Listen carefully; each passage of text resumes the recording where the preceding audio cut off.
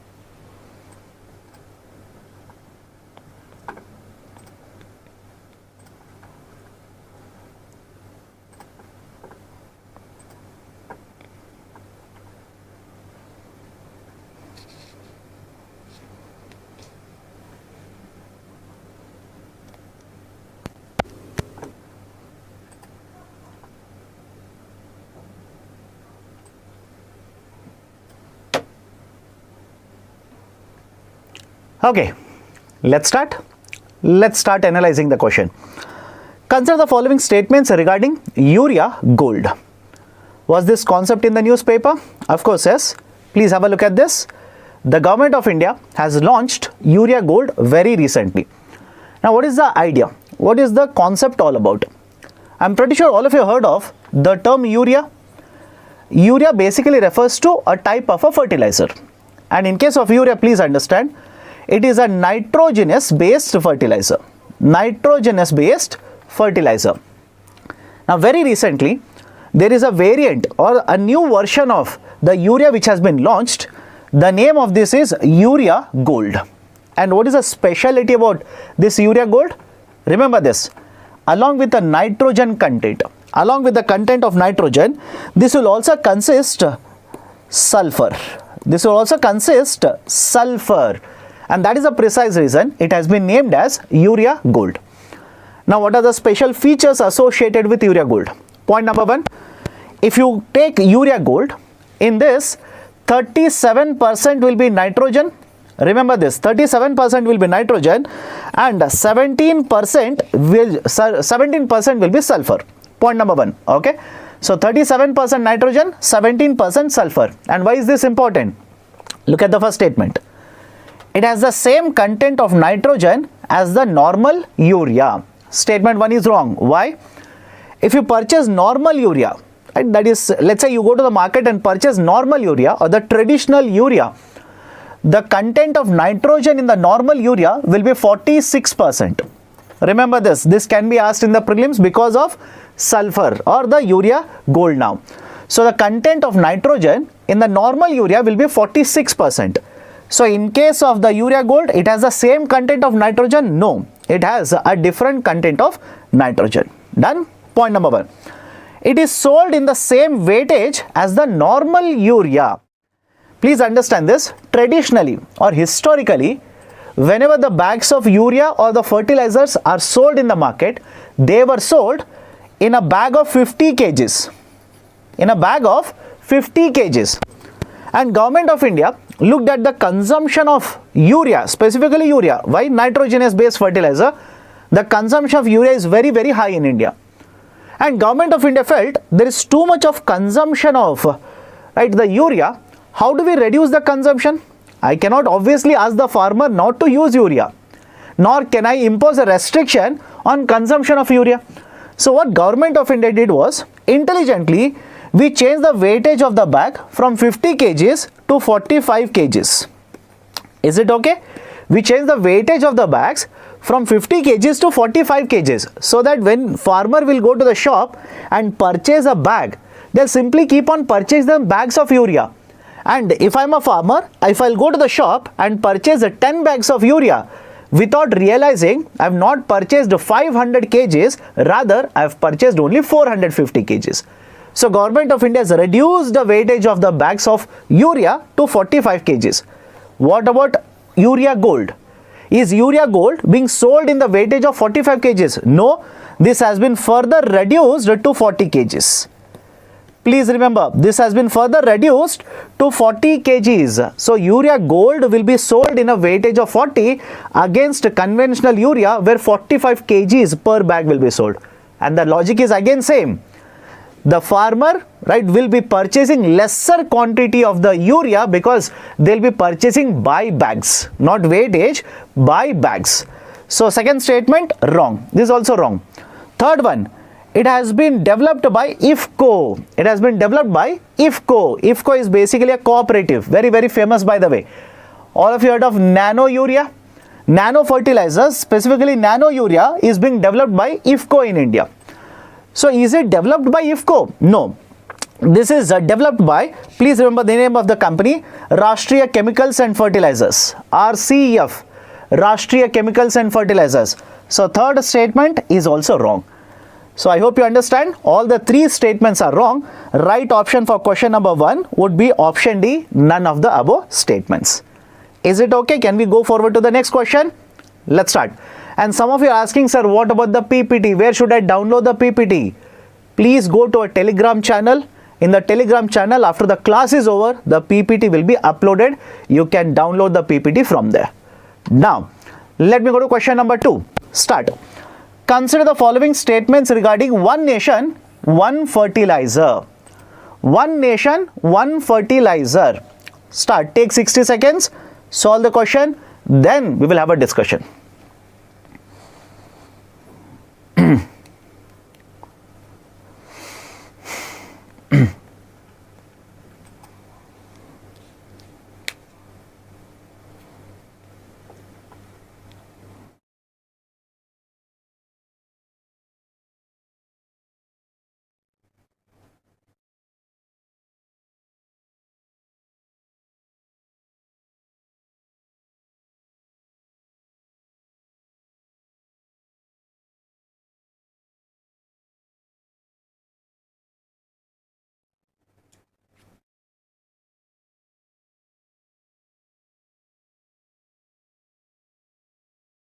Rahul Chauhan, there is no audio because I am standing silent. I am not talking.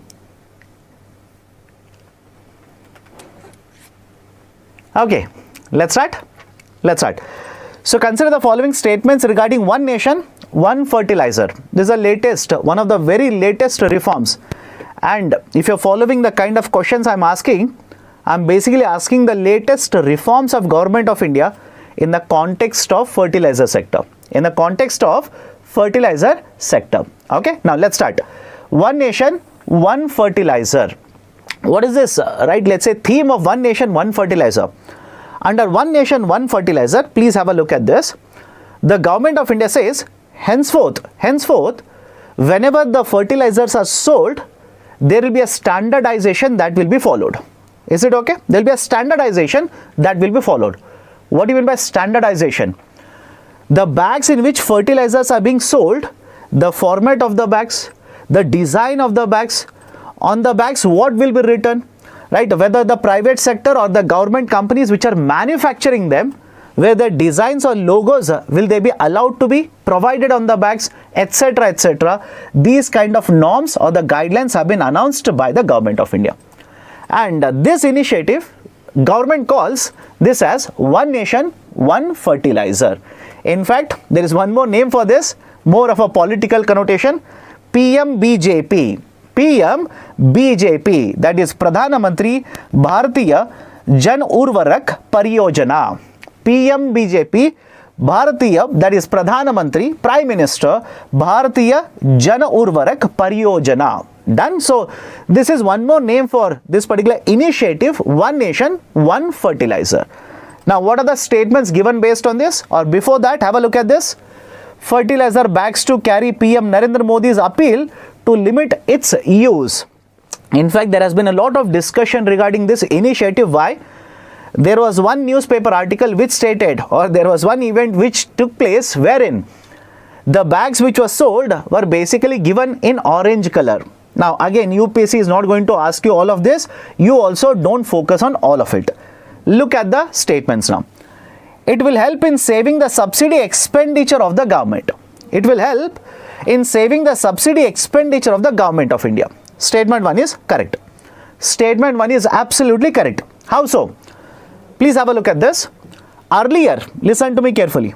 Earlier, if I'm a manufacturer, I will manufacture a fertilizer at one place. I will transport the fertilizer into another place and I will sell it. And based on the transportation, because I'm going to incur expenditure on transportation, government is to provide certain subsidies for that.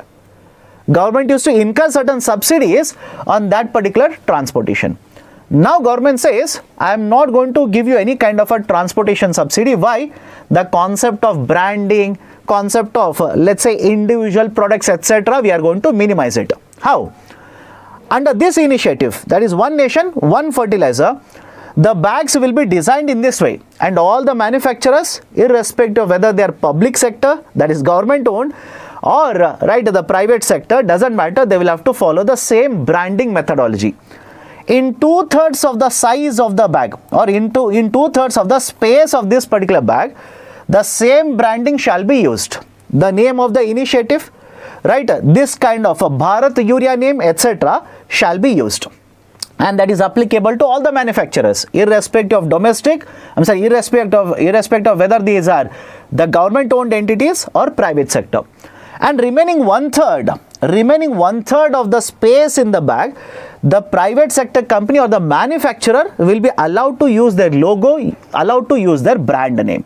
This is basically the same guideline or the same format which has to be followed, right, by all the companies. Now come back to the discussion. It will help in saving the subsidy expenditure. Yes, transportation expenditure will not be, subsidized by the government now. Under this, the manufacturing companies are not allowed to display their brand or logo, right? This particular statement is wrong. First statement is correct, second statement is wrong. Third one, this is applicable to only to the private sector manufacturer. This is applicable only to the private sector manufacturer. This statement is wrong. The third statement is wrong. Why? It is applicable to government owned entities as well as private manufacturers as well. Done. So first statement is correct. Again, I'll repeat it. Many of you are asking how it will save subsidy. I'll repeat it. Earlier, if I'm manufacturing, right, I hope you understand. If I'm manufacturing fertilizer here, if I transport it, based on the cost of transportation, I used to receive certain subsidy from the government. Now government says, I will not give it. Why? The branding issue has been, right, has been addressed. Single branding or same branding has to be followed by all. Whether you transport, you don't transport, you can sell in the same region, the subsidy will not be provided by the government. Hence, I say the government will be saving subsidy. In fact, many of the experts have argued that Government of India, by introducing such a system, will be saving subsidies to the extent of 5,000 crore rupees. Is it okay? Again, I don't expect UPSC to ask you the number, but remember this, somewhere around 5,000 crore rupees worth of subsidies will be saved by the government. And on the contrary, right, I'm entering into another area now. On the contrary, many of the experts are also criticizing this and saying that this will affect private sector investment. This will basically affect the private sector investment. Why? Until now, if I'm a private sector manufacturer, I used to invest more because my brand was demanded more in the market. That is the fertilizer. Now with this kind of a one nation, one fertilizer, that is Bharat brand fertilizer, I will not have this particular recognition value in the market. My brand will not be important. Bharat Urea will become a brand. So as a manufacturer, I will not be happy with this kind of a policy of the government. Done? So first statement is correct. Question number 2, how many of the above statements is or are correct or true? Right option is option 2, only one is correct. Done? Let me go to question number 3 now. Consider the following statements regarding minimum support price, MSP. Take 60 seconds, solve it, then we will have a discussion.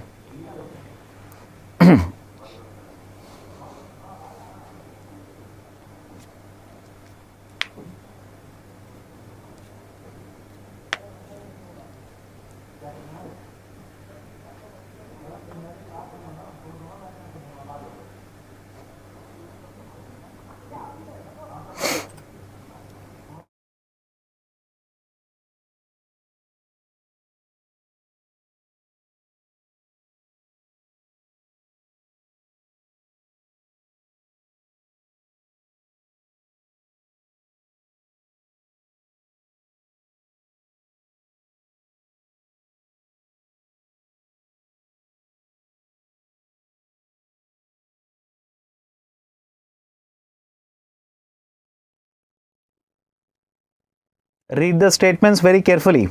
What is the full form of CACP? Commission for Agriculture Cost and Prices.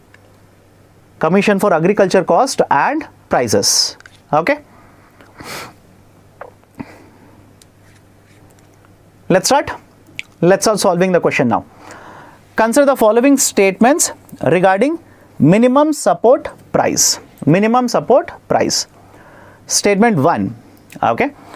Government announces MSP based on A2 plus FL cost of production. Cost of production. And before I go forward, 50% of you have chosen option B, 33% option C, 15% option A, and interestingly option D, none of you have chosen. Let's solve it. Don't worry. Let's solve it. And the right option is, by the way, option C. Government announces the MSP based on A2 plus FL cost of production. And I'm pretty sure, before I start solving, I'm pretty sure some of you would be confused regarding statement number 3.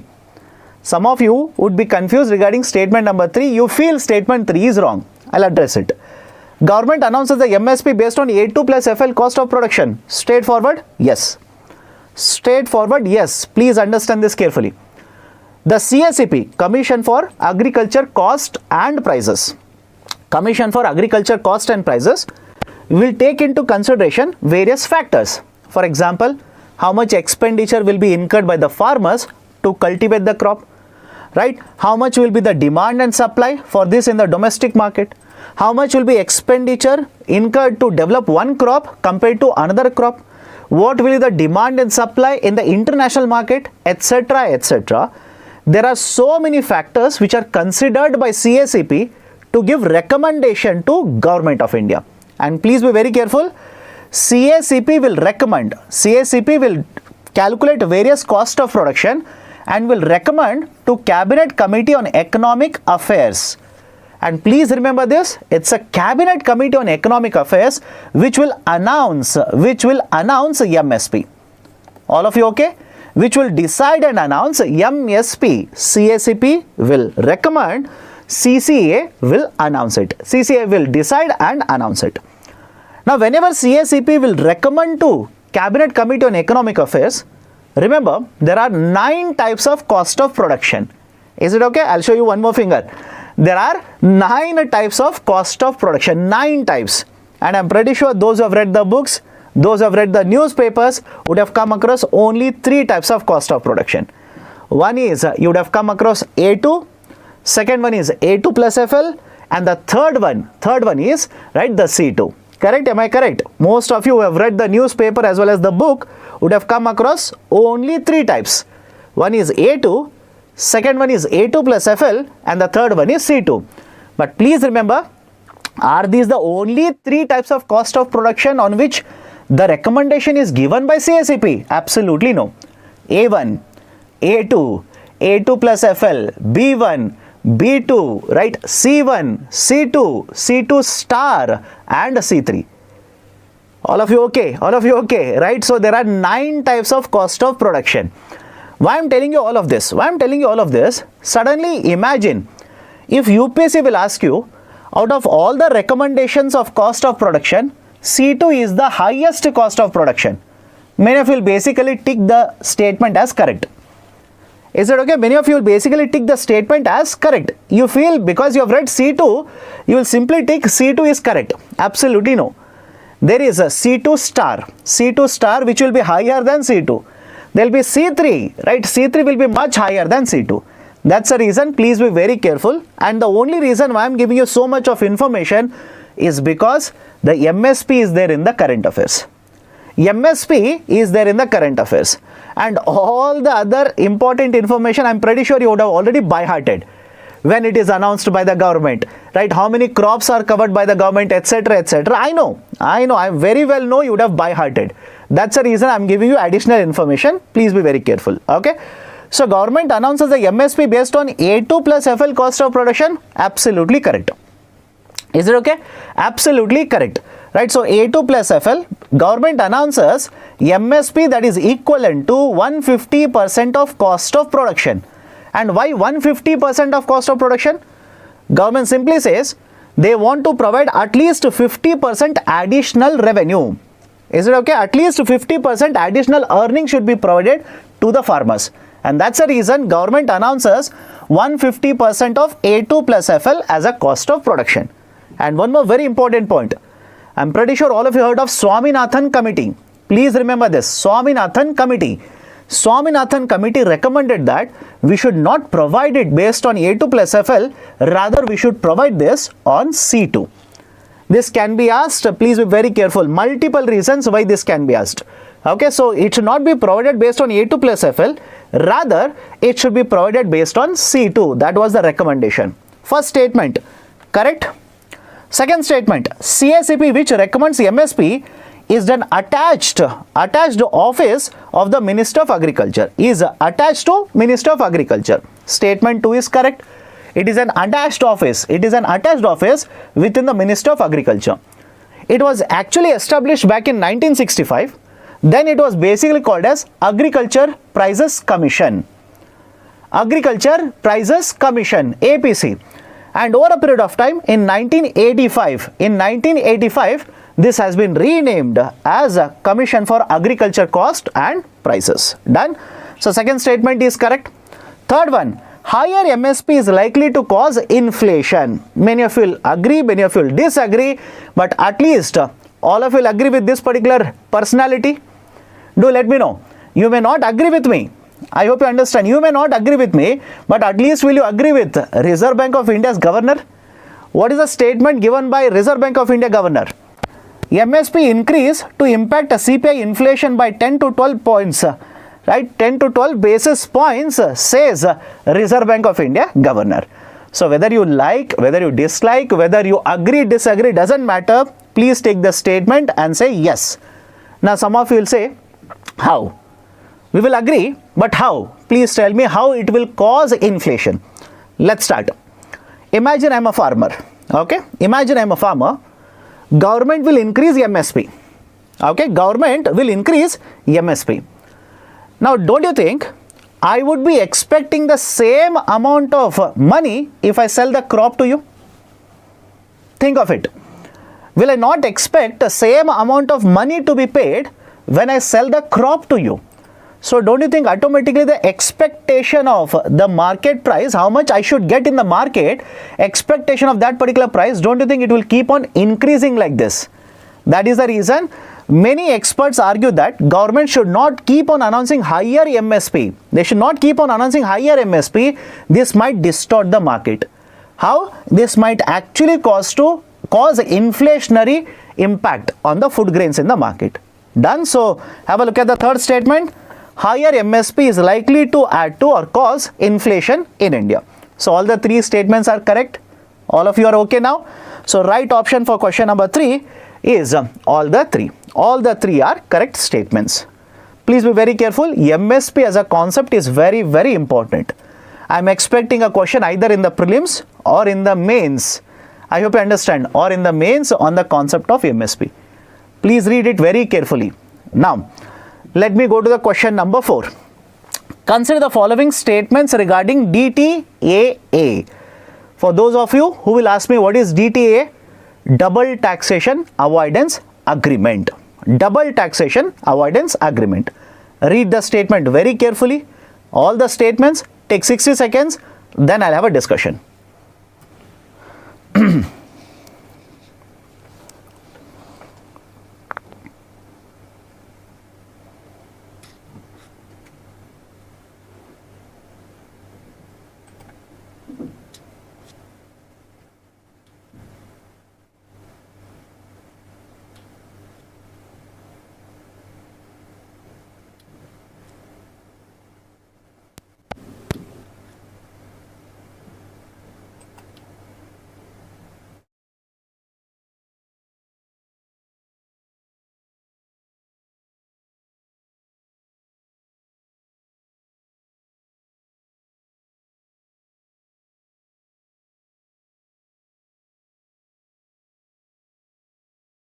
Double taxation what? Double taxation avoidance agreement. Double taxation avoidance agreement.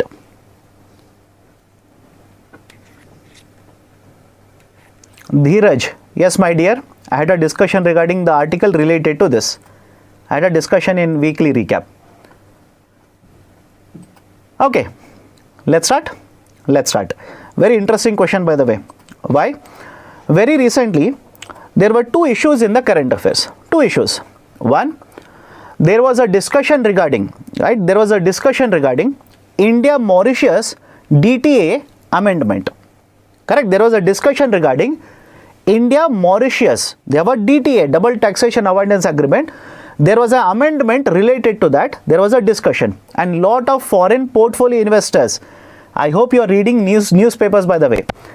When this particular issue was there, hardly 1 month ago, lot of these foreign investors, they basically started selling these particular instruments and moved out of India. Do not worry about the date. Focus on the discussion. Focus on the discussion. Don't worry. I'll convert it to 2023. Okay, done. Be happy. Now, second point is, there was also a discussion regarding one more double taxation avoidance agreement between India as well as one more country, Netherlands to be very precise. In that particular context, there was one section that was discussed and there was a Supreme Court judgment regarding this. There was Supreme Court judgment regarding this particular double taxation avoidance agreement, and the Supreme Court order basically mentioned that under the IT Act, that is a section 90, as long as the double taxation avoidance agreement is not notified, I'll repeat, as long as the government doesn't notify the double taxation avoidance agreement under section 90 of IT Act, the provisions under the DTAA will not be implemented. All of you okay with this? All of you okay? So please remember IT Act section 90. Suddenly UPSC can ask you a question on this. Please be very careful. Now come to the first statement. For the agreement to be implemented, it has to be notified under section 90 of IT Act. Statement 1 is correct. In fact, when this particular issue of foreign portfolio investments being withdrawn on the fears of the India-Mauritius DTAA amendment, government officials had cited the same thing. I repeat, when there was a fear amongst the foreign portfolio investors that India-Mauritius DTAA will be amended, they will start losing lot of the taxation benefits which are provided under DTAA now, the government officials reminded the same thing. They said, it is just a discussion. We are yet to notify this. No doubt we have signed an agreement with Mauritius, but we are yet to notify this under section 90. As long as I have not notified, all these provisions are not enforceable. So it is very premature for the foreign portfolio investors to keep on withdrawing the money, fearing what will happen if the amendment is implemented. Done? So first statement, for the agreement to be implemented, it has to be notified under section 90 of IT Act. Yes. The DTAA rates or the benefits provided by India will be the same across all the countries. Absolutely no. Absolutely no. From one country to another country, how we enter into the negotiation, what kind of let's say incomes will be covered, what kind of let's say assets will be covered under this, it will vary from one country to another country. It will not be the same. It will vary from one country to another country. Done? So second statement is wrong. Under DTAA, the taxes may be exempted or concessions provided. In fact, I hope you understand. Please remember this. Under double taxation avoidance agreement, whenever the countries will sign this DTAA, one country might simply provide tax benefits or tax exemptions. In simple terms, imagine we have signed a trade DTAA with Mauritius. Mauritius investors will invest in India. So government of India might simply say certain taxes which are applicable on these investments, I'll exempt it. I will simply exempt it. That is one option. Second one, rather than giving a complete exemption, part of the exemption can be provided. That is basically concession. Rather than imposing, let's say 30% tax, I might simply impose 10% tax. I might impose 5% tax. That is concession. And the third one is even the credit can be provided. Even the credit can be provided. What do you mean by credit? Imagine we have signed a DTA with another country. The other country continues to impose a tax on this particular income. Government of India will provide a credit to this taxpayer to nullify that particular tax imposition. That is basically the tax credit. So all the three are possible. So third statement is correct. Under DTAA, the taxes may be exempted or concessions provided. Okay, so first one is correct, third one is correct. Right option for question number 4 will be option B. Option B, only 2 of the statements are correct. Let me go to the next article. Next question. Question number 5. Consider the following statements regarding GST compensation cess fund. Let's start. Take 60 seconds, solve it, then we will have a discussion.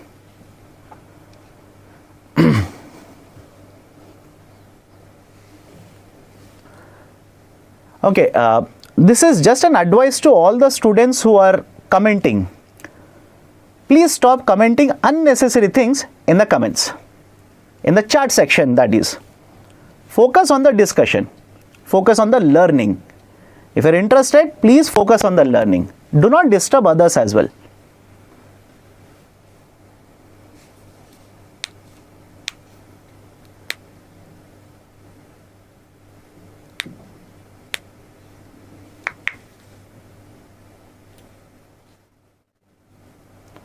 Poll is not started. My dear, poll has already been started. Gaurav.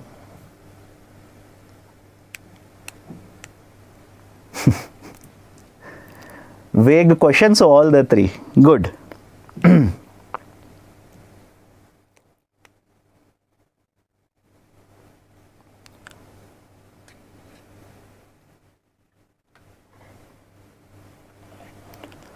Sir, from where do we get the PDF of this? My dear, Telegram channel. Telegram channel. Please join the Telegram channel. There you will get the PPT or the PDF. Basically, we will put it in the form of PDF. That's it. Okay. Okay. Let's start. Question number 5.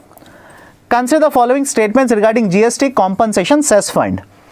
I believe, based on some of the comments given by the students, I am of the firm belief now, you want statements according to what you have read. Correct? You want the statements according to what you have read and whichever source you have read. Slight different statements than what you have read, you will simply say, no, this question will never be asked. Correct? Right? So focus, right? All of you know what is GST compensation. All of you know that. There is no point in me asking GST compensation. What is this GST cess? right? How this will be created or how it will be paid to the states. What is the formula, right? That I know all of you have read it, most of you have by-hearted it. So what is the point in asking the same thing to you? Let's ask something else. GST compensation cess fund is a non-lapsable fund. What do you mean by non-lapsable fund? The government has created this compensation fund. The money that is there in the fund, will they lapse after 1 year?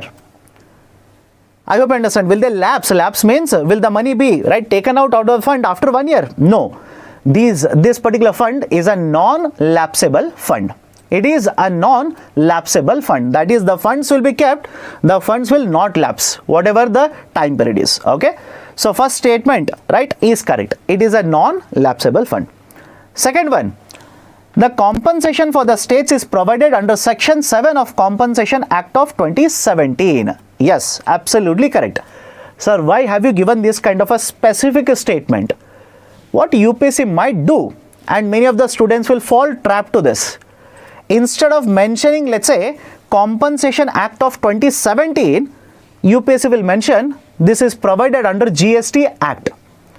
This is provided under GST Act. And many of you will feel, okay, it is related to GST. So obviously, it will be provided under GST Act. And you will basically fall prey to that and tick it correct. So remember, there is a Compensation Act which has been implemented by the government, 2017. And under that, Section 7 has been used to provide GST compensation. Third one, GST compensation cess fund is a part of public account? Definitely yes. It is a part of public account itself. And what is the importance of being classified as a public account? Government doesn't require parliamentary approval. I hope you understand. Government doesn't require any kind of parliamentary approval to withdraw the funds from this particular compensation cess fund. All of you are able to understand this? Right, so all the three statements are correct. All the three statements are correct. Right option for the question will be option C. Now, coming to your basic points, coming to whatever points you have, let's say read in the book. Simple points. 1, the government of India provided GST compensation for a period of 5 years. Correct? GST compensation is provided for 5 years. Why GST compensation? For a very simple reason.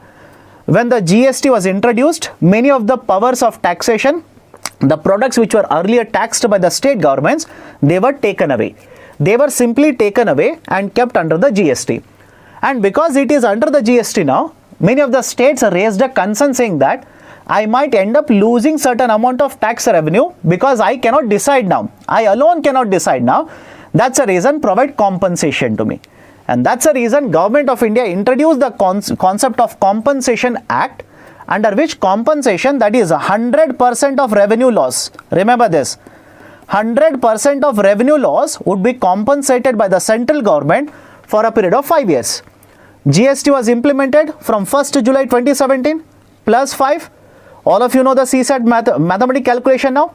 1st July 2017 plus 5 years. Basically, end of June 2022. So, end of June 2022, Centre has stopped providing GST compensation to the states. But even after that, the Centre has continued to impose compensation cess and collect. Now, next point. On what goods the compensation cess will be imposed? There are certain goods which are called as a demerit goods. All of you heard of the term? Demerit goods. What are demerit goods? Basically, those kind of goods whose consumption is not going to provide any benefit. These consumption of these goods are not going to provide any benefit to the consumers as such. These are called as a demerit goods. So, under 28% slab, there are many of these demerit goods such as tobacco products, aerated beverages, etc. Government identified these products, imposed, in addition to GST, imposed compensation cess, collected and used it to pay for compensation to the states. Right, very simple. Now, why it has been extended even though the time period is over? Remember this, during pandemic, Government of India borrowed money to pay compensation to the states. Now, somebody has to repay the loan. That's the reason, even though the 5-year duration is over, Government of India has continued the implementation or imposition of compensation cess till the end of March 2026. Till the end of March 2026. So, these are certain points. That's the reason, please look at the headline of the article. GST Council to discuss appropriating compensation cess beyond March 2026. That is being discussed now. All of you okay? Let me go to question number 6 now. Let's start. Let's go to question number 6. Consider the following statements. There are 3 statements. Read the 3 statements very carefully. Take 60 seconds. Then we will discuss.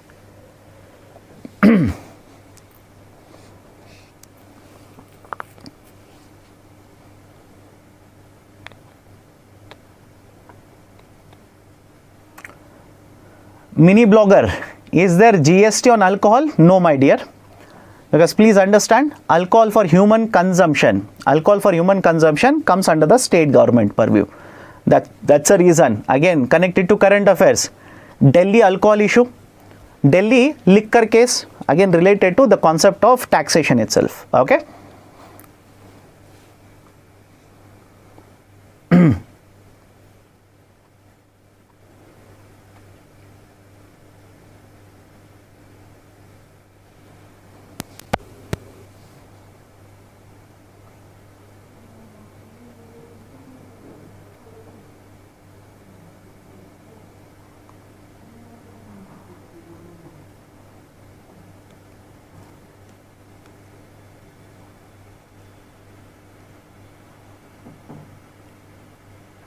Okay, let's start. First statement, with the tax buoyancy being below 1, the government is likely to resort to more borrowing. Now, before I start explaining, listen to me very carefully. Why this concept of tax buoyancy is so important in the current affairs? Why you should focus more, be very careful about the concept of tax buoyancy. In the last couple of months, multiple newspaper articles have appeared where they're talking about tax to GDP ratio, where they're talking about higher tax buoyancy in case of GST, where they're talking about higher tax buoyancy in case of direct taxes. Please remember all these concepts. These are important. Now, many of you are asking, what is the concept of tax buoyancy? Tax buoyancy basically means how much is the percentage change in the taxes that you collect with percentage change in the GDP.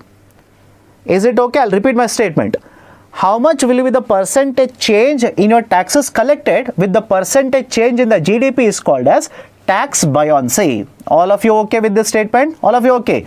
That is basically, I'll write it like this, TB. And what do you mean by TB? Tax buoyancy, by the way, not tuberculosis. TB is equal to the percentage changes in the taxes collected divided by percentage change in the GDP. This is basically tax buoyancy. And please remember this, we always prefer a higher tax buoyancy.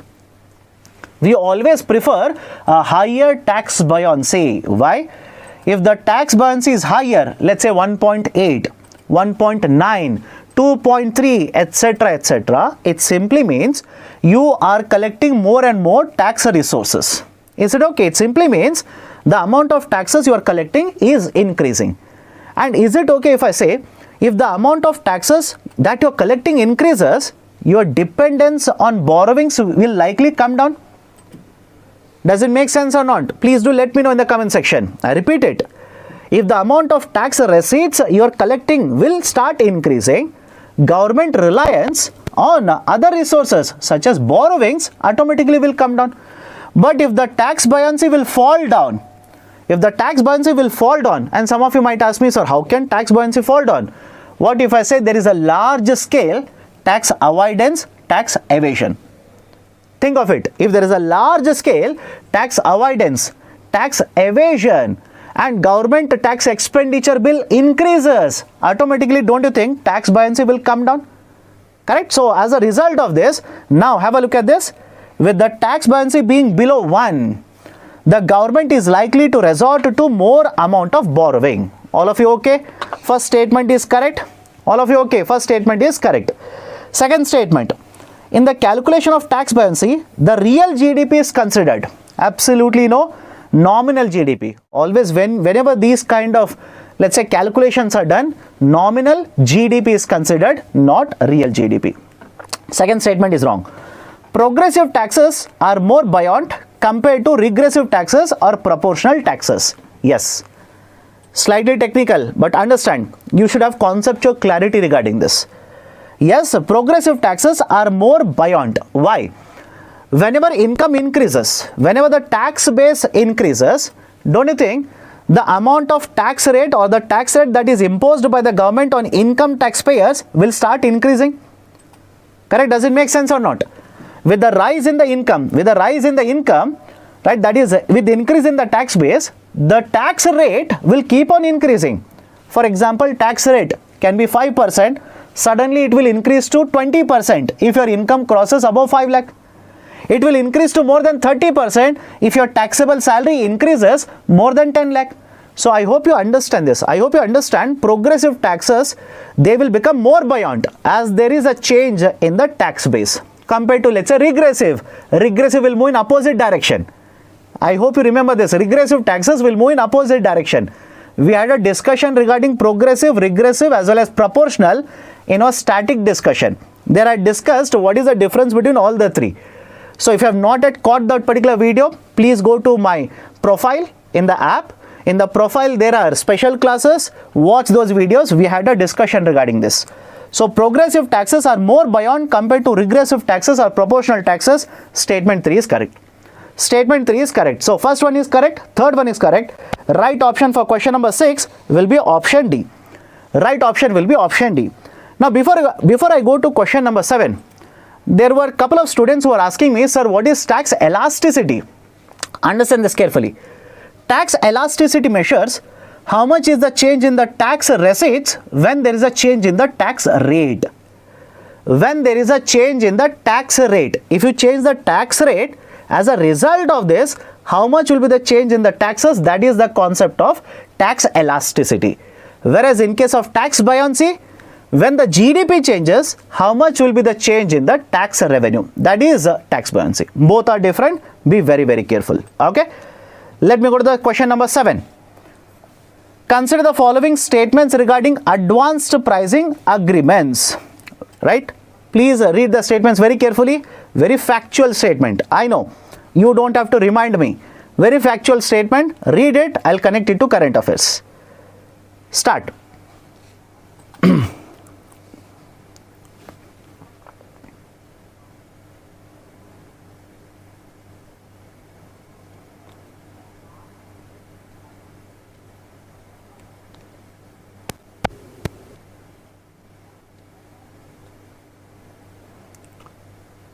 Sumi Agato. Sir, do we pay GST even on product with MRP? My dear, MRP includes taxes. Right? The retail price, when you purchase a product in the market, if it is already written on the product, MRP, it includes a GST. Okay?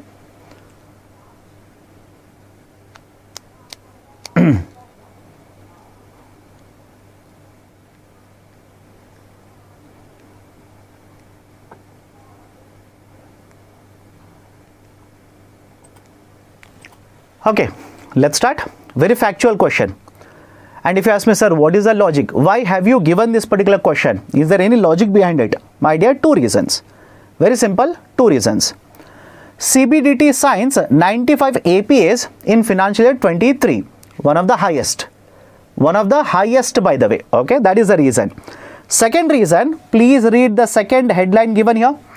GAIL signs an advanced pricing agreement with CBDT, first oil gas PSU to do so.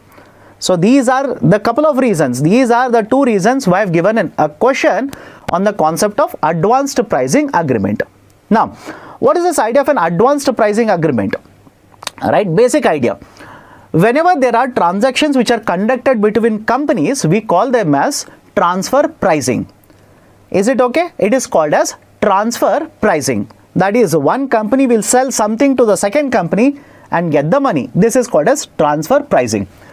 Whenever there is a transaction between 2 companies, especially 2 related companies, remember the term related enterprises. They will use the term RE, related enterprises. There is always a concern that the pricing of the product may not be at arm's length pricing. There's a term called as arm's length pricing. By the way, yesterday in comment section, one of the students, after the video was uploaded in the YouTube, one of the student had raised this particular question, sir, what is ALP, arm's length pricing? What is the idea of arm's length pricing? whenever there is a transaction that is happening between two parties, it will happen independent of any force. Is it okay? It will happen between the two parties without any right force, without any pressure. It independently the transaction will take place. What do you mean by independently transaction will take place? If I am selling a product to you, you will try to protect your own interest. You will try to purchase it at lower price. If I am selling a product to you, I want to sell it at a higher price so that my profitability increases. So is it okay? Both of us are trying to protect our own interest. Negotiations will take place and the market forces will lead to determination of pricing. Right? The market forces will lead to determination of the pricing. But in case of, let's say, arm's length pricing between two related entities, let's say I am owning a company in India and there is one more company which I own, it is present in USA. If both of them are involved in a transaction, what is a guarantee that they will be involved in arm's length pricing? The transfer pricing may not follow the principles of arm's length pricing. And that is the reason there is a concept of advanced pricing agreement. APA, advanced pricing agreement. Under advanced pricing agreement, the APS can be bilateral, APS can be multilateral, right? There are different types of APS. But the basic idea is simple. The agreement is signed between the taxpayer as well as the tax authority. Is it okay? The agreement is signed between the taxpayer and the tax authority. And what is discussed in the agreement? How the arm's length pricing will be followed. What is the process of following arm's length pricing? Right? Whether the CBDT, that is in case of India, whether the CBDT approves this pricing methodology. If there is any concern, whether the taxation is clear or there is certain doubts regarding taxation, etc., etc., all of that will be mentioned in the advanced pricing agreement. So come to the point here. Again, very factual question. APS were introduced under the Finance Act of 2012. Absolutely correct. The APS can have a maximum period of 10 years. No. Please remember, again factual statement, APAs are provided with the time period of 5 years. APAs are provided with the time period of 5 years. So question number 7, first one is correct, second one is wrong. Right option for question number 7 will be option A here. All of you okay? You are supposed to find which of the statements are true. Right option will be option 1. Right, that is option A. Let me go to question number 8. Consider the following statements regarding public tech platform for frictionless credit, PTPFC. Read the statements very carefully. Take 60 seconds, solve it, then we will have a discussion.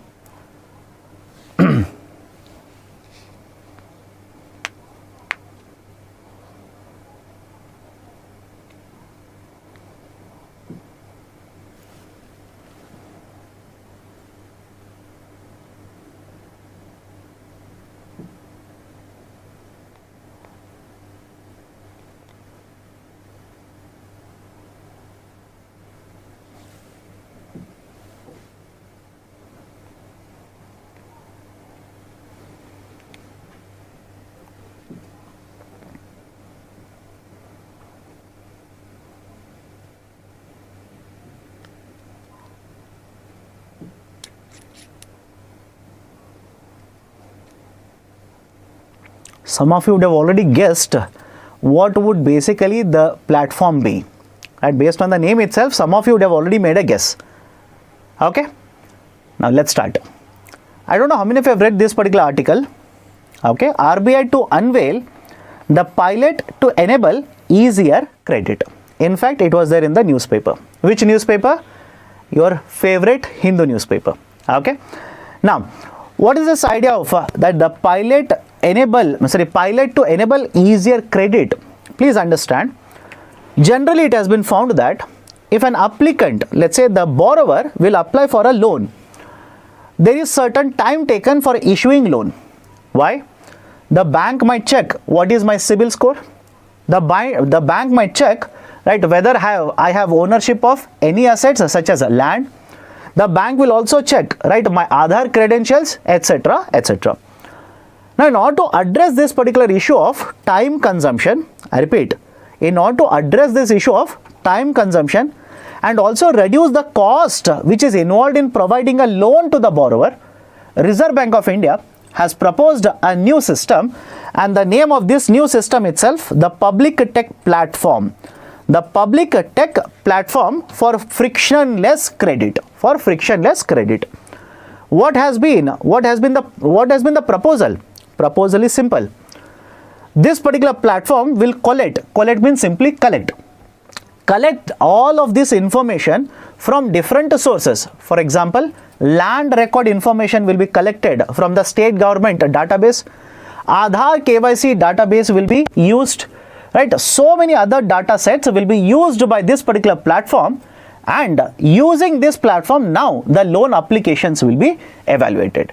That is basically the concept of Public Tech Platform for Frictionless Credit, PTPFC. It has been set up by SIDBI. Wrong. It has not been set up by SIDBI. It has been set up by RBI. And have a look at this. Right. In case of RBI also, please remember the name of the subsidiary authority. Right. Please be very careful. So far, UPSC has not asked this kind of a question. Suddenly, if they want to make it difficult, they might ask a very simple question. Which of the following are subsidiaries of Reserve Bank of India? One of them is given here only. That is the Reserve Bank Innovation Hub, RBIH. I'm pretty sure you must have come across a DICGC, Deposit Insurance Credit Guarantee Corporation. You must have come across BRB NMPL, Bharatiya Reserve Bank Note Mudran Private Limited. All these are basically the subsidiaries which are owned by Government of India. The Reserve Bank of India. RBI is owned by Government of India. Okay. So please be very careful. These kind of questions can be asked if they want to make the question difficult. You can keep on shouting, it is factual. UPSC will do that. Okay. This will be collecting data such as land records, Aadhaar eKYC, PAN validation, etc. Absolutely correct. It will reduce the cost of disbursal of loans. Yes. Right, it is aiming to reduce the cost as well as the time taken for issuing loans to the borrowers. Right, so 2 and 3 are correct. Right option for the question number 8 will be option C, 2 and 3. Done. Let me go to question number 9 now. Consider the following statements regarding external benchmarking. External benchmarking. Read all the 3 statements. Take 60 seconds. Then we will have a discussion.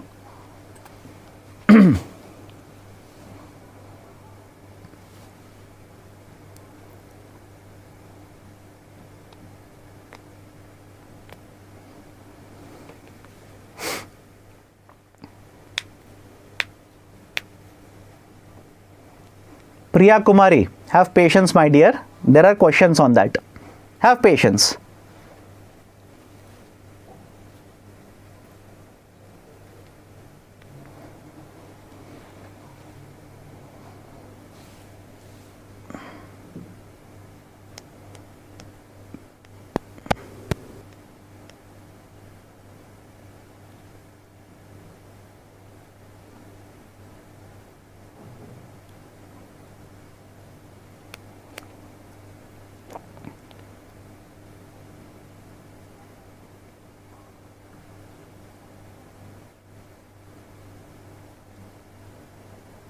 SCB stands for Scheduled Commercial Banks.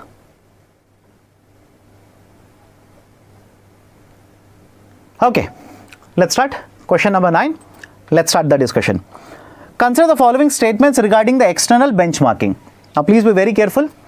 There were earlier different lending rate regimes.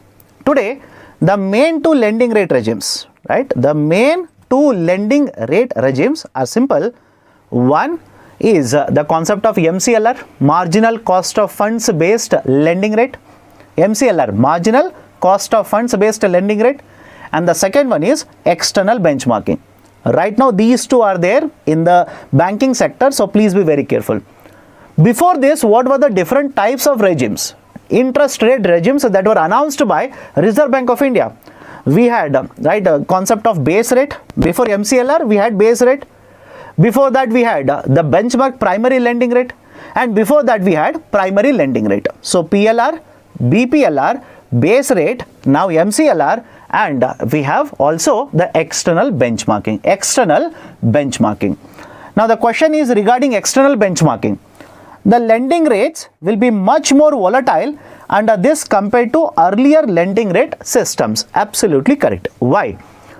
Listen to me very carefully.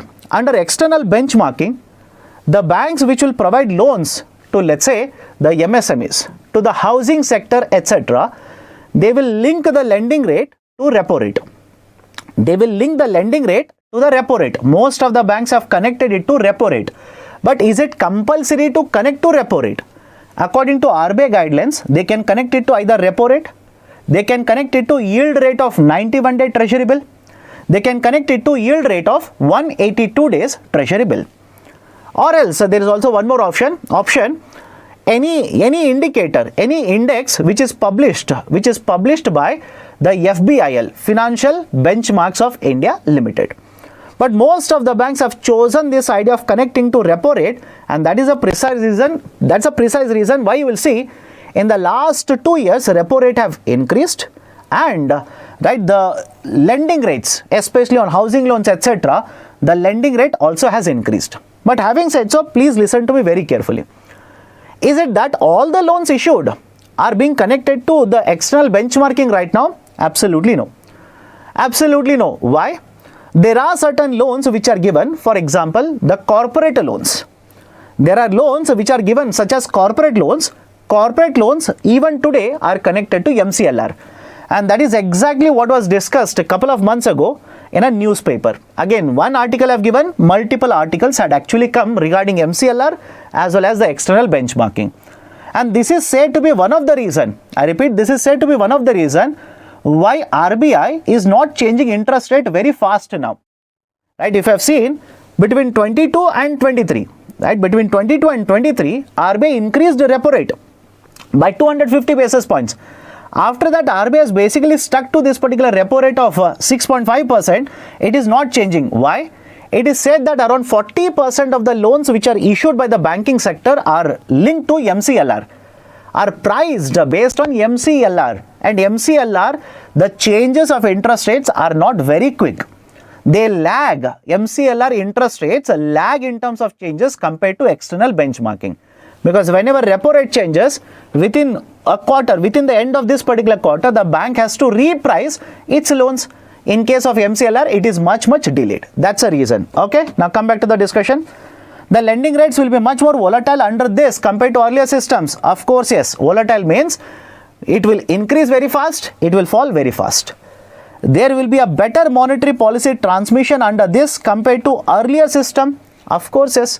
So in case of monetary policy transmission, basic idea is if RBI will change the interest rates, if RBI increases interest rates, will there be, right, let's say increased weighted average lending rate by the banking sector, which will have an impact on lower credit and vice versa. So second statement is also correct. All the loans issued by the banks by SCBs are under the external benchmarking. This statement is wrong. I have already told you certain loans are still under MCLR. So first is correct, second is correct. Right option for question number 9 will be option A, 1 and 2. Let me go to the next question. Question number 10. Which of the following are likely to cause banking liquidity deficit? Take 60 seconds, solve it, then we will discuss it.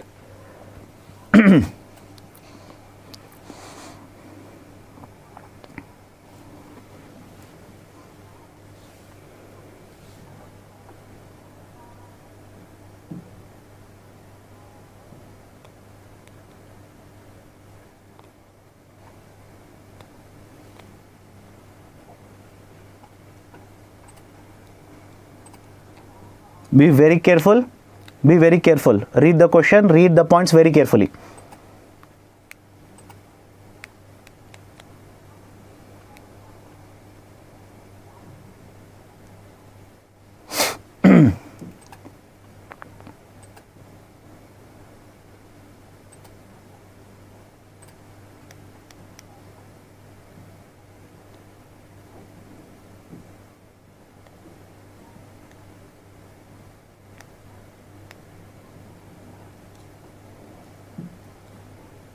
Okay, for majority of you are answering in the comment section. Why not in the poll? Poll is already live, right? Right? Why not simply answer in the comment section and others will be influenced by your answers? Right? Okay. Anyways, let's start. Let's start the discussion. Which of the following are likely to cause banking liquidity deficit? the reason why this has been chosen, right, for MCQ is very simple. There was an article couple of months ago which basically discussed that the banking liquidity deficit has reached to one of the highest levels.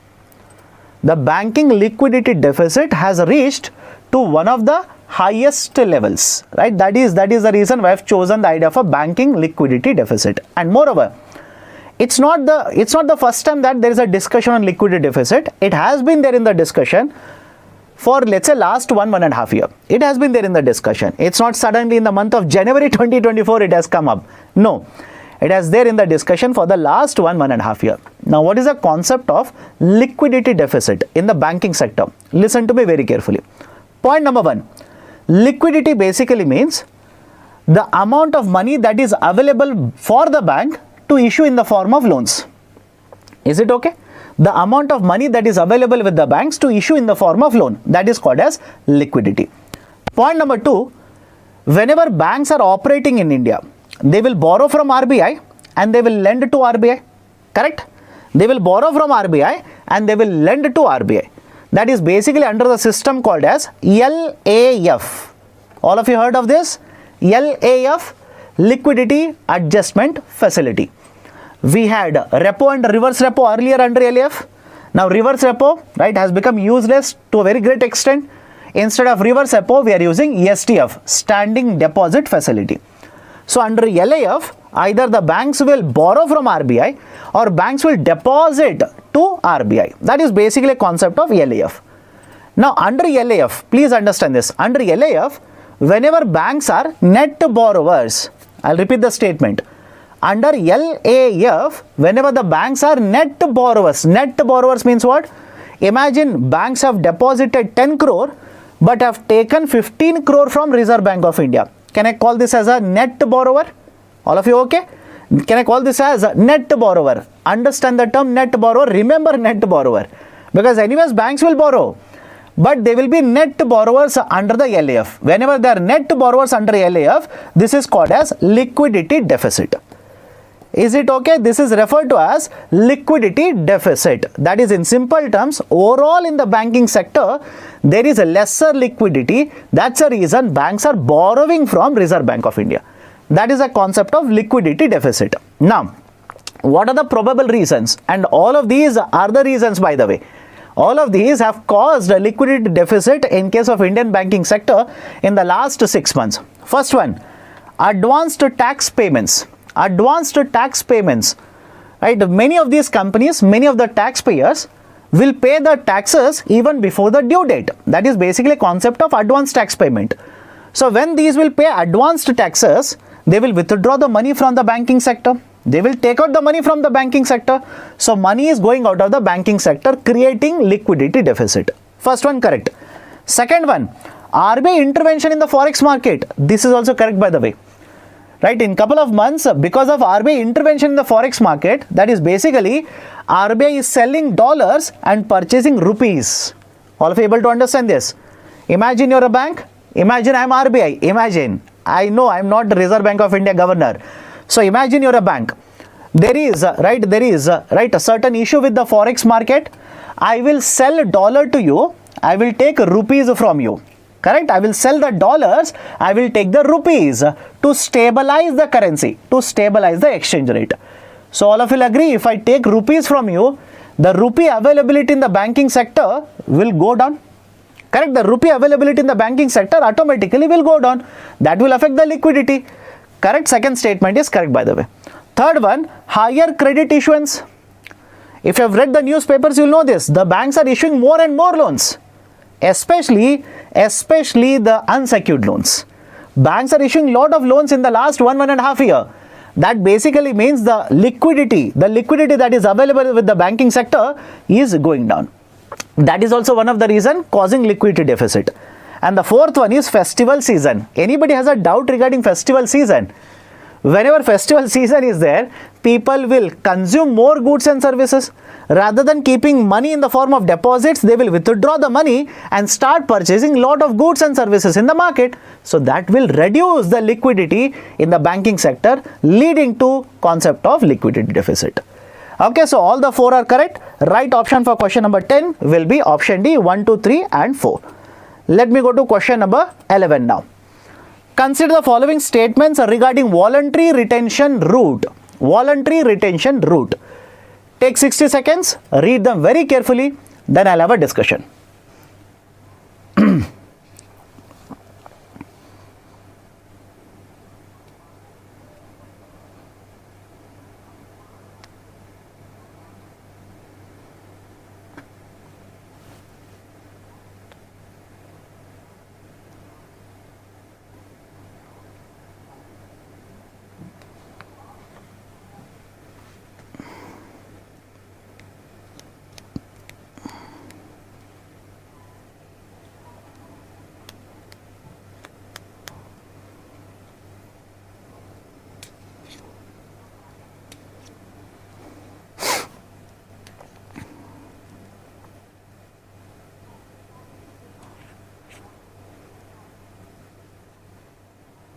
Advanced tax payments, I will withdraw the money from the bank, give it to the tax authorities.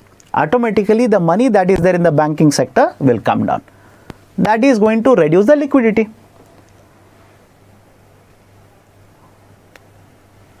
Okay, let's start.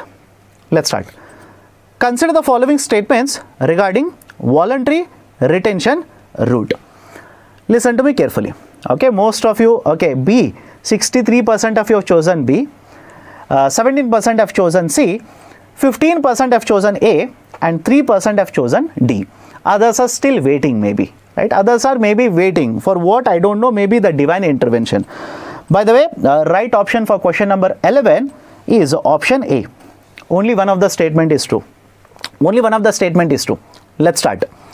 Consider the following statements regarding voluntary retention route. Let's start. Under the VRR, the objective is to attract long-term investments. Hence, only the long-term bonds are included. Only the long-term bonds are included. Most of you feel this statement is correct. And nothing wrong with that. You will feel that way. Why? You would have read that under voluntary retention route, RBI wants the investments which will stay for longer duration in India. That objective is correct. RBI wants those investments which will stay for a longer duration. But please understand, statement is wrong. Why? If you read the RBI document, you don't have to. I am telling you what I've read. So listen. So in case of the RBI document, it simply says the voluntary retention route. Point number 1, it is not compulsory. It is not compulsory for all the non-resident investors. It is voluntary. It is optional. You want to use the route, if you want to use it, but conditions are there. If you do not want to use it, leave it. Right? There are no conditions applicable to you. Okay? And by the way, look at the name. It should be self-explanatory. Voluntary. Point number 2. Under voluntary retention route, there are 2 components. In fact, there are 3. Right? One is VRR corporate, VRR right government, and VRR common. Right? That is basically you can invest in government bonds as well as corporate bonds. But what is the idea for VRR? What is this concept of VRR? Simple. RBI is worried about volatility. RBI is worried about volatility in the forex market, volatility in the bond market. That is, if something happens in the international market, if interest rates will start increasing in the USA market, etc., the foreign investors might start dumping these instruments, withdraw money from India, which will create a volatility not only in the forex market, but also, let's say, in the bond market. And that is the precise reason. All of you heard of this? The capital account in the balance of payments. I repeat, the capital account in the balance of payments, it is partially convertible. Correct? The capital account in the balance of payments is partially convertible. It is not completely convertible in India or fully convertible in India. Whereas if you look at the current account in the balance of payments, it is fully convertible or completely convertible. Okay, let's start.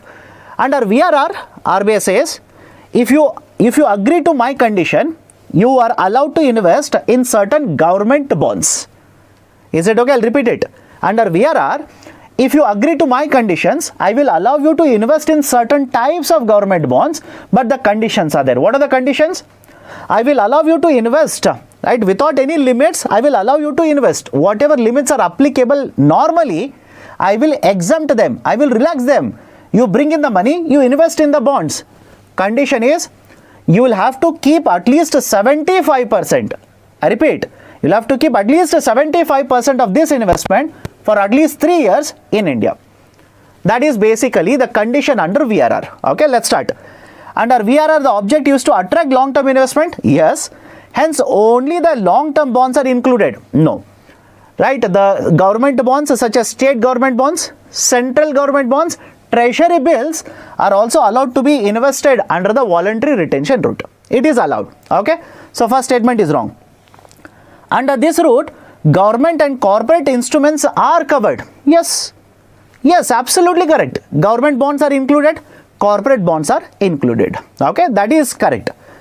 The allocation of the instruments will be done based on the first come and first serve basis. First come and first serve basis. Absolutely no. Remember this. The allocation under VRR depends on the retention period. Please remember this. The allocation under VRR depends on retention period. What do you mean by retention period? I'll ask you a very simple question. Let's assume you are the RBI governor now. Right? Be happy at least now. Forget about exam tension. You are RBI governor. Be happy for 1 minute. There are two investors who will approach you, foreign investors, non-resident investors. Investor 1 says, I will invest 100 crore under FAR, allow me, and I will invest for 3 years. I will invest in India for 3 years. There is a second investor who also says, they will invest 100 crore, but they will invest for, let's say, 5 years. Now, please do let me know, as a RBI governor, would you prefer, right, would you give preference to investor 1 or investor 2? Whom would you be, right, preferring more out of these two investors? All of you will agree, you would prefer a investor 2? You will always prefer on any given day, you would prefer investor 2. Why? Retention period is higher. That's the reason the allocation of the amount, how much to be invested under VRR depends on the retention period. That is the primary agenda here. Okay. So, third statement, allocation of instruments will be done based on first come first serve basis. Absolutely wrong. Only 2 is correct. Right option for question number 11 will be option A. Done? Please be very careful. Question number 12. Consider the following statements. Very simple question I have given, but in a format which is used by UPSC now. Read it, try it, then we'll have a discussion.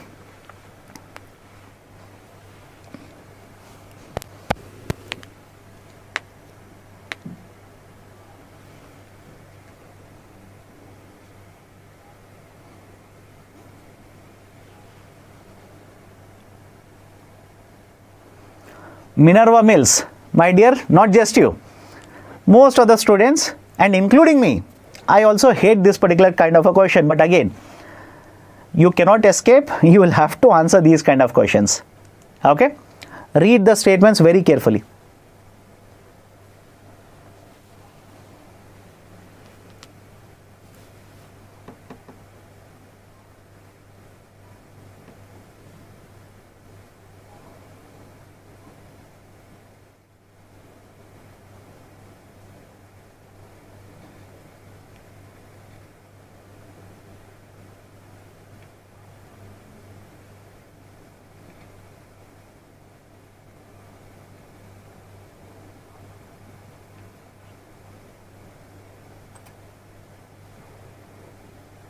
Okay, let's start.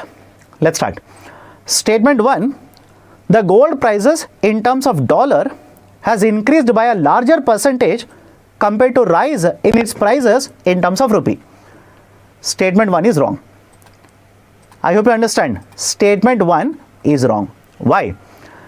If you look at the last 1 year, right? If you look at the last 1 year, the gold prices in terms of rupee have increased in higher percentage compared to gold prices in terms of dollar. Is it okay? And there is a reason, by the way. Okay, in the last 1 year, if you look at it, the gold prices have increased, no doubt regarding the gold prices, but the percentage change in terms of dollar is somewhere around 20%, and in case of rupees, it is somewhere around 27 to 28%. So look at the first statement. the gold prices in terms of dollar has increased by a larger percentage compared to rise in its prices in terms of rupee. No, statement 1 is wrong. Statement 1 is wrong.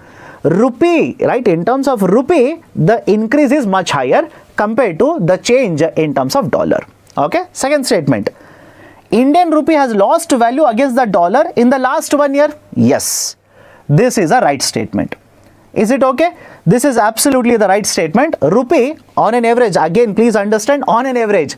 Don't say, sir, I read in Hindu newspaper couple of days ago, the newspaper article said rupee has appreciated, right, in the last 1 week. I'm talking about overall last 1 year. Has a rupee appreciated or depreciated? And the basic idea is, if it has appreciated, it has gained value. It has gained value. And if rupee has depreciated, it has lost value. That is a basic argument. Right, so statement 2, Indian rupee has lost value against the dollar in the last 1 year. Of course, yes, statement 2 is correct. So first statement is wrong. Second statement is true. Right option for question number 12 will be, right, statement 1 is false and statement 2 is true. Option D. All of you okay? Option D is the right one. Okay, let me go to question number 13 now. Consider the following statements regarding infrastructure investment trust. Infrastructure investment trust. I have given a very simple question.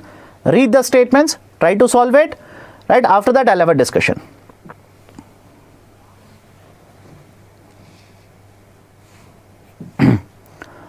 Study world IQ. My dear, just have patience. I'll explain that. Have patience. Ambika, how will RBI intervention in forex affect bank liquidity? I'll explain after this question. Have patience.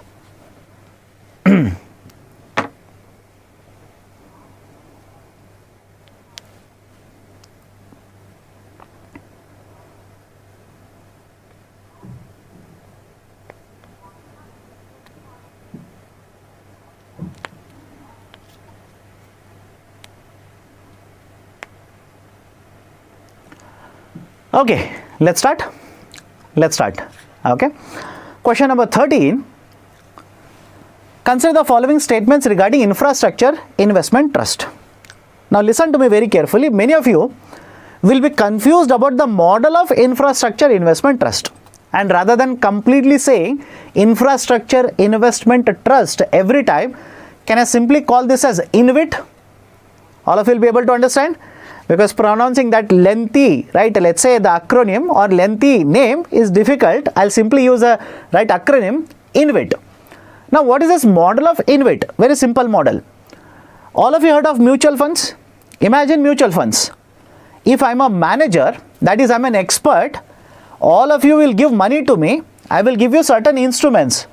I will take your money, I will invest in the market, I will give you returns. Simple idea? All of you okay? Right, I will collect your money, I will give you mutual fund units and I will invest in the market. Whatever returns are there, I will impose certain charges, but I will give you returns based on the performance of the instruments in the market. This is basically mutual fund model. Now, in case of InvIT, start replacing. Instead of me investing in the, let's say, stock market, now I will invest in infrastructure assets.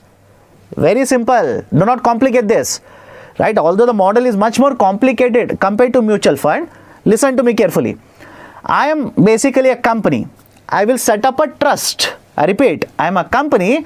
I'll set up a trust. This trust is called as infrastructure investment trust. Now, I will also have certain ownership. I will issue certain instruments. These are called as infrastructure investment trust, let's say instrument. I will issue certain instruments to you. I will collect money. Now, whatever money has been collected in this particular trust, you will invest this in infrastructure assets. Very simple logic. All of you okay? Right? We will invest in infrastructure. What kind of infrastructure? We will invest in roads. We will invest in, right, let's say bridges, airports, tunnels, etc., etc. Basically, there are two types of models. One is infrastructure investment trust and the second one is REITs. All of you heard of this? REIT. One is InvIT and the second one is REIT. What is the difference?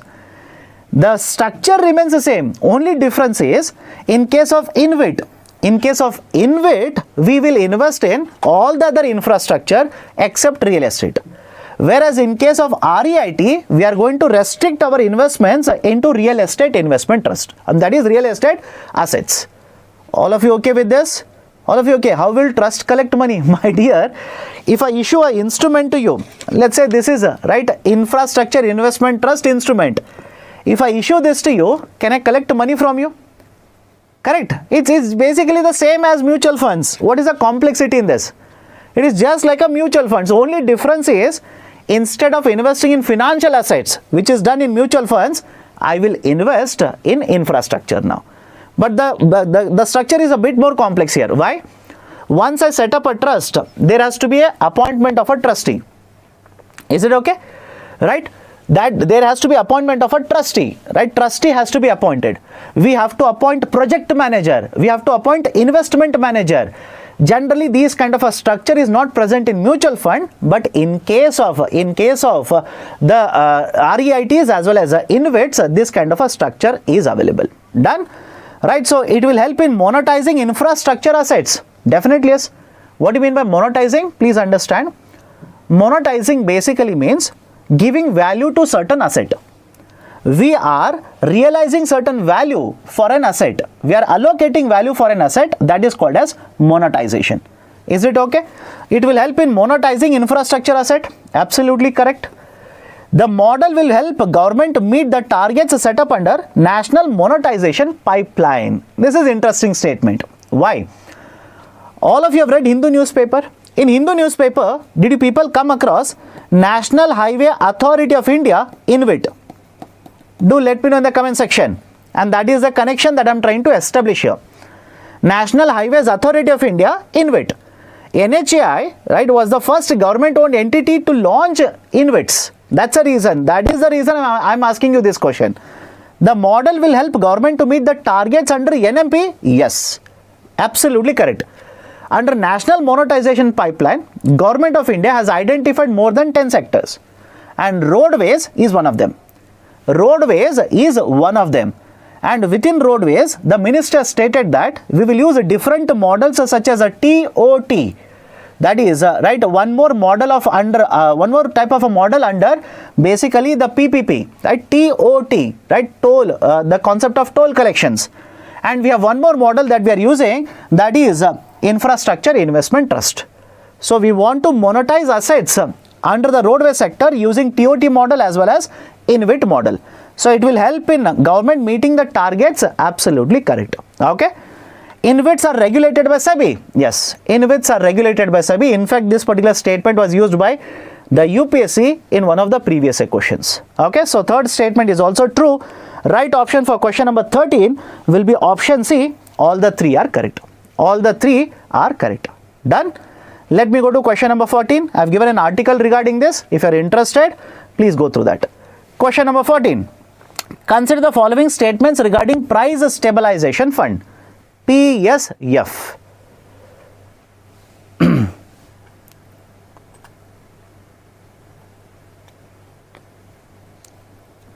The poll has started. Solve it. I'll discuss after 60 seconds.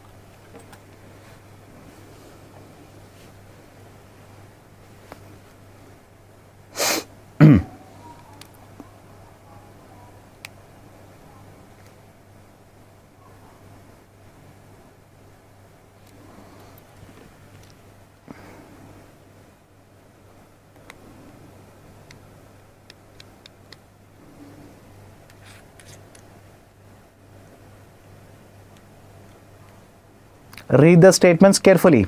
Please read the statements carefully.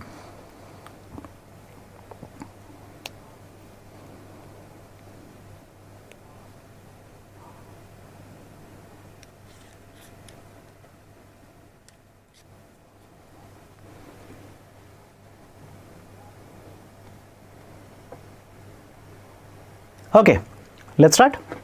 Let's start. By the way, let me have a look at the poll now. How many of you have answered for what?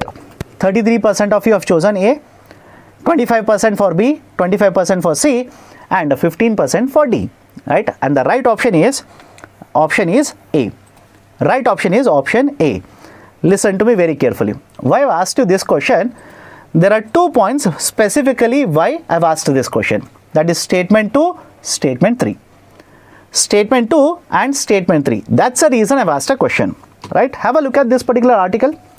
This appeared in the Mint on 21st of March 2024. Read the headline. Read the headline. Center approves inclusion of wheat, rice under price stabilization fund. Many of you would have stopped reading current affairs newspaper articles starting in the month of January. Why? You are busy with preparation of UPSC. And suddenly UPSC will ask question based on what has happened in the month of March. Right? Now please listen to me very carefully. First statement is very straightforward. Nothing right about this is conceptual. It was set up in 14 and 15. Correct. Absolutely correct. Absolutely correct. It was set up in the year 2014 and 2015. Second one, it covers potato, onion, pulses, rice and wheat. Correct. I hope you understand. Absolutely correct. Until very recently, until last year, only 3 crops are covered. Potato, onion as well as pulses. Only 3 crops. And in fact, this was one of the reasons why we were able to build such a huge amount of pulse buffer stocks. Is it okay? We were able to build such a huge amount of pulse buffer stocks. Okay. Third one, it was set up by Department of Agriculture, Cooperation and Farmers Welfare. Farmers Welfare. Statement is correct. Now some of you will say, sir, I read in the newspaper, I read in a book, I read in a notes that it is under Ministry of Consumer Affairs. Many of you will say this. Sir, I read that it is under Ministry of Consumer Affairs or Department of Consumer Affairs. My dear, listen to me carefully. When it was established under Department of Agriculture, DAC and FW. Right, that is when it was established in 14 and 15, it was established, and that is exactly what the statement says. It was a set up by Department of Agriculture. Correct. But 2016, right, after 2016, that is the financial year 2016, Government of India transferred this particular, right, entity or let's say fund from DSE to, right, the Department of Consumer Affairs. All of you okay? All of you okay? So established by DSE, but from 2016, financial year 2016, shifted to the Department of Consumer Affairs. That is the reason it was set up by the Department of Agriculture. Correct. So all the 3 statements are correct. Right option for this question number 14 will be option A, 1, 2 and 3. That's the reason I'm saying please be very careful with current affairs. Be very careful with current affairs. I know some of you would have by-hearted. Some of you would have read this in the books. I know, I'm pretty sure. Because of inflation, you would have read this. But suddenly UPSC will throw a googly like this. Be very careful. Okay. Now question number 15. Last question for today. Question number 15. Consider the following statements regarding appellate body under WTO. Take 60 seconds, solve this, then I'll ask you a question.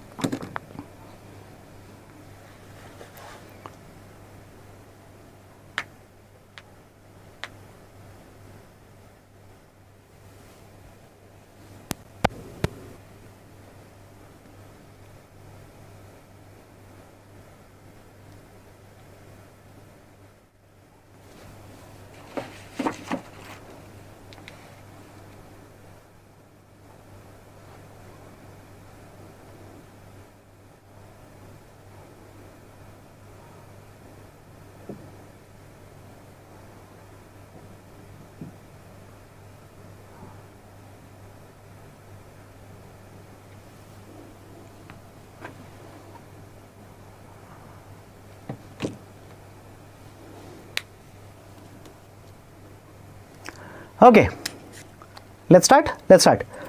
Question number 15. Consider the following statements regarding appellate body under WTO. The appellate body was established under dispute settlement understanding. Statement 1 is correct. Just give me some time. I'll go back to question number 14. I think, right, there is a mistake in the option there. Just give me some time. The appellate body was established under dispute settlement understanding. Statement 1 is correct. Absolutely correct. Why? Please remember, there is one section, right, that is basically there is one agreement under WTO by the name of dispute settlement understanding.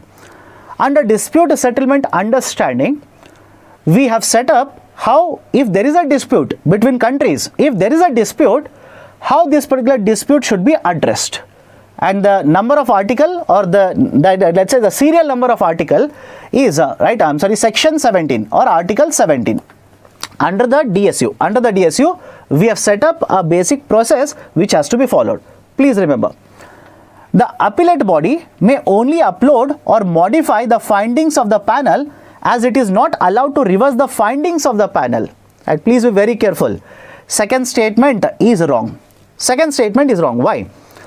In case of appellate body, whenever the panel, right, that is under dispute settlement body, the panel will be set up, and the panel will give recommendation. Panel will give, let's say, findings, legal findings. The appellate body can, right, modify this. Appellate body can reverse it. Appellate body can accept it. All the three are possible.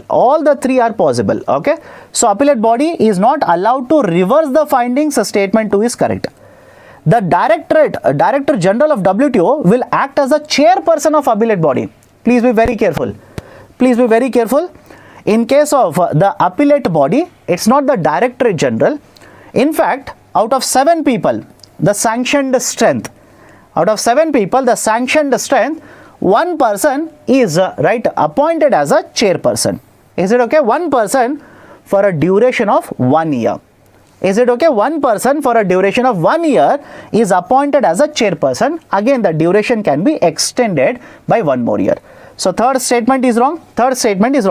So the appellate body was established under dispute settlement understanding. Only this statement is correct. Right option. And again, you need to find which of these particular statements are incorrect. Right? Last question I've changed this.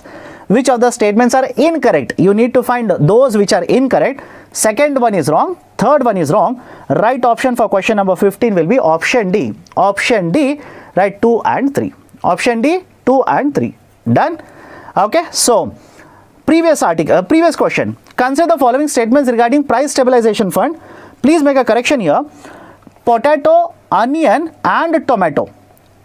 Potato, onion and tomato, rice and wheat. These are actually covered. So this particular statement will be wrong. Right? This statement will be wrong. Obviously, I have not given option of 1 and 3. If option 1 and 3 is there, that will be the right. Again, if you have not found, if this option is not there, this particular question will be deleted in the UPSC paper. Don't worry. Right option is option number 1. Statement 1 and statement 3. Done? All of you okay? Anybody has a problem now? Please do let me know.